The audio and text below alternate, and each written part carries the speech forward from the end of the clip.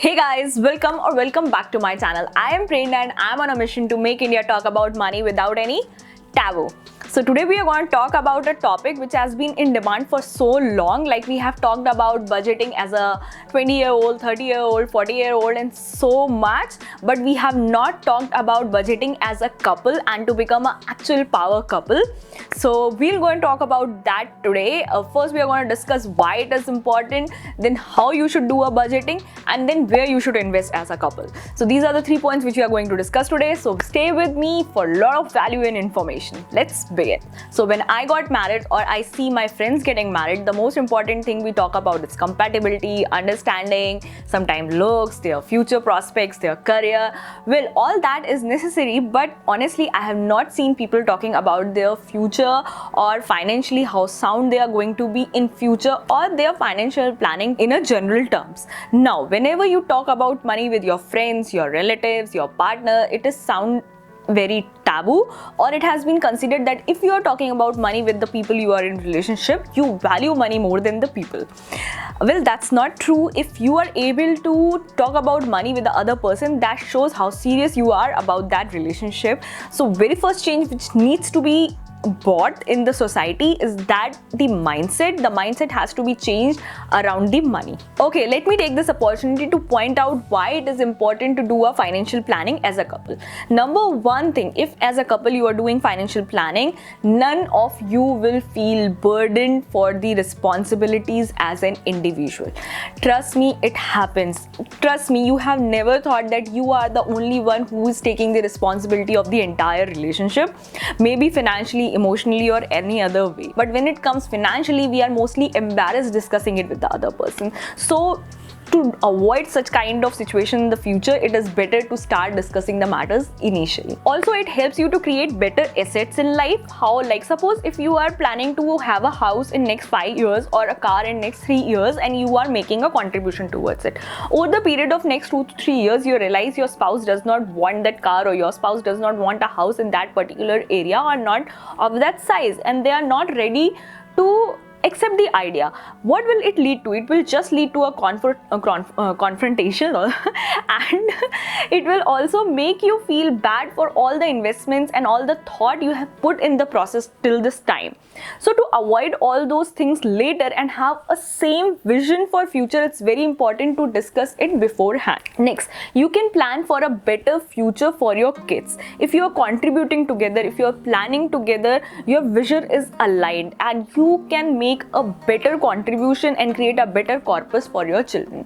Now, you can have a better lifestyle. This is very important. If both of you are contributing towards the same idea, having better vacations, living in a better house, going on cruise, or whatever are your lifestyle standards, if you both are contributing towards that and having that in mind, you will waste less of your money on the individual wants, so that you both can enjoy things together. Okay, the benefits are endless, but right now I want to point one more thing, that it is going to help you avoid any kind of bitterness in the relation when it comes to money. Now, what you should do to do a better financial planning as a couple. Number one thing, sit down and write down and share with each other your actual income. Many a times couples shy away sharing their actual income because they have recently gotten into a relationship or recently married, or sometimes they think if they are going to reveal the real numbers, they have to shoulder all the responsibilities. So be open to that and share your real numbers.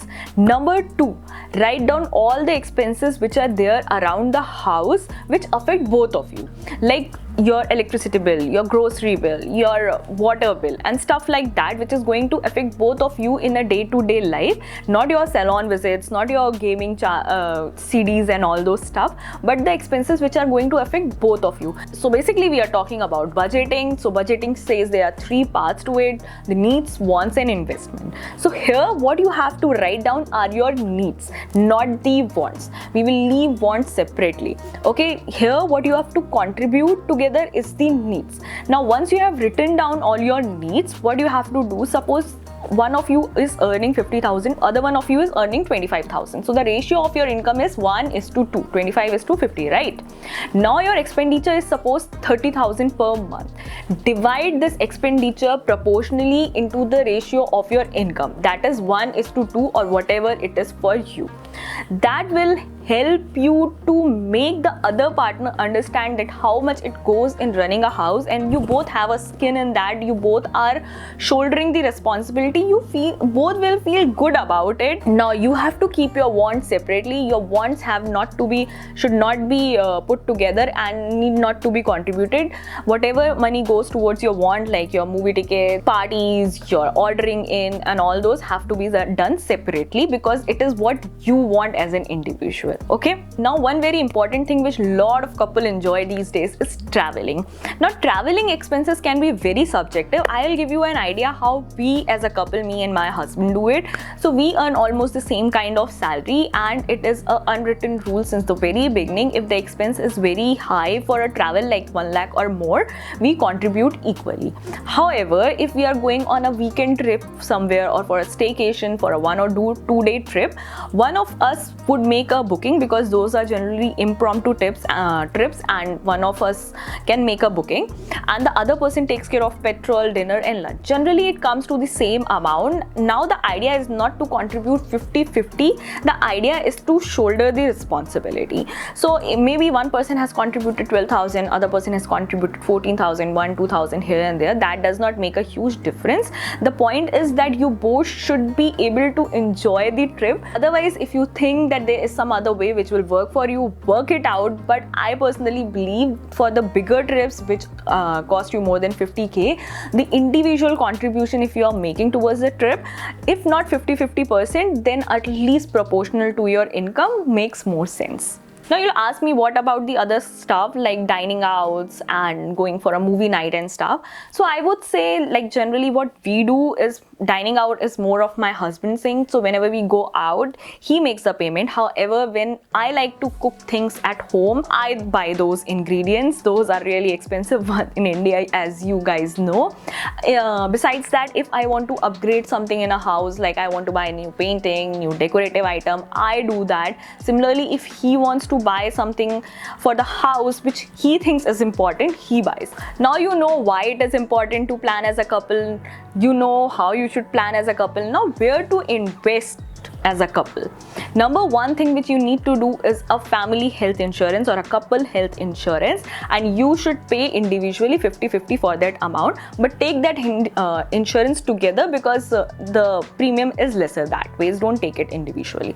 Next one is a life insurance. Now life insurance need not to be same for both of you. Reason being that a person who is earning more in a family will, God forbid something happens, the impact would be more. So you need to decide whose life insurance should be more in that way. I should not have a say in that. But yes, one thing is important, that you both should have a life insurance separately, and you both should be paying the premium for that individually. Okay.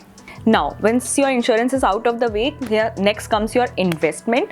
Now your investment has to be in equity, debt and gold.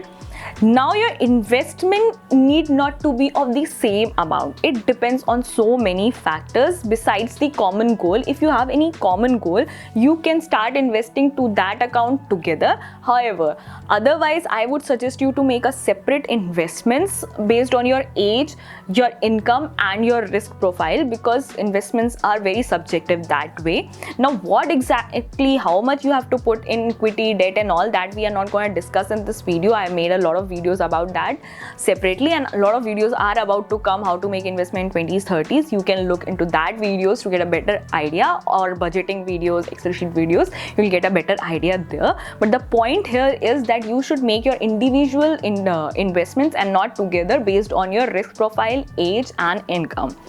Now, next very important point is, as an individual, you should share all your investments, the nominee for their investments, your KYC with your partner. There has to be a file where all this data has to be available, so that, including the insurance, so that in case of any emergency, the other person can trace it and use it. And last but not the least, as a couple, you need to talk about financial planning when you are planning to have a kid. That is very important. When you are financially ready, then only plan to have or bring a life in this world, so that you can be a better provider and give the child whatever is required to have the best life on this earth. Okay, I think those were my points, which I think is very important for a couple to start budgeting and having a financial planning in place. If you still have any doubts regarding a financial planning as a couple, please leave your queries down in comment section. I would be so happy to answer all your queries and just work out something with you. And until next time, take care. Bye bye.